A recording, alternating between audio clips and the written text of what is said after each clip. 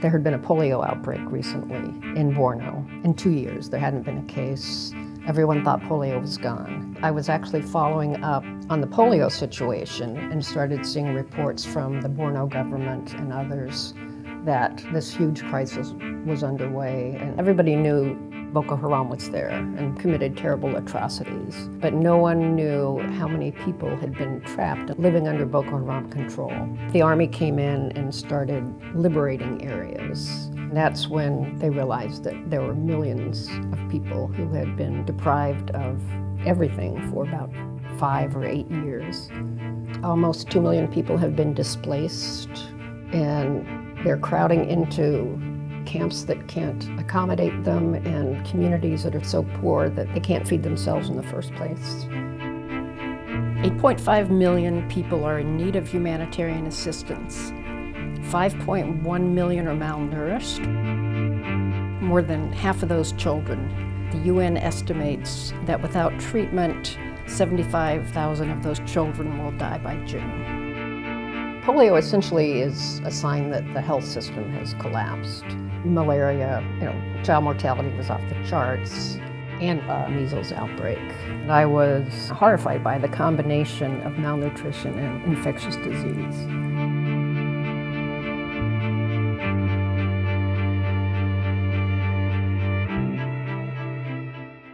My name is Leslie Roberts, and I'm a deputy news editor at Science Magazine. I went to northern Nigeria to look at this humanitarian crisis with support from the Pulitzer Center on Crisis Reporting. The worst of the crisis is concentrated in Borno. We visited Maiduguri. The first thing we did was go to the feeding center. It was in a courtyard with lots of women with their children waiting, and these were kids who had already been screened, and they had severe acute malnutrition, which is the worst kind. And if you're not treated, 1 in 5 dies.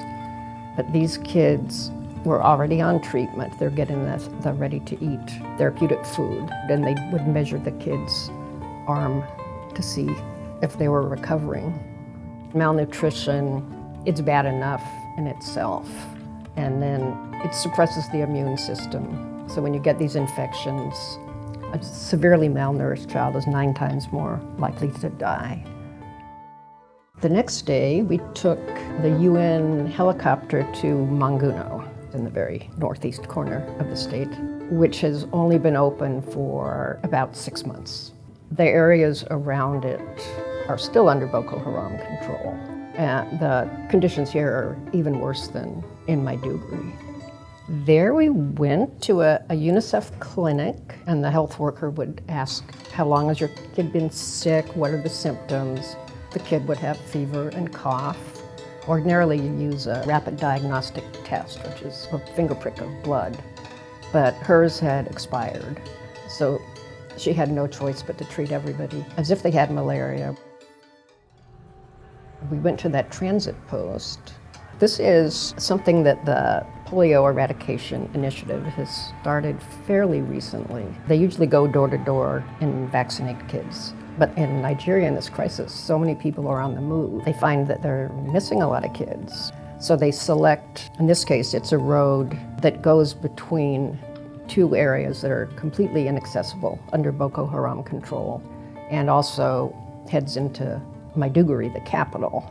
So they could get people fleeing Boko Haram, they could get nomads. Anytime a woman goes by with a child, they fly her over and see if the child has been vaccinated, and if not, vaccinate the child. One young doctor took us to the measles ward. Nobody knows exactly how many kids are affected, but he was saying, I don't need lab confirmation, this is huge. And he's seeing more than 40 kids a week. First, they have the rash.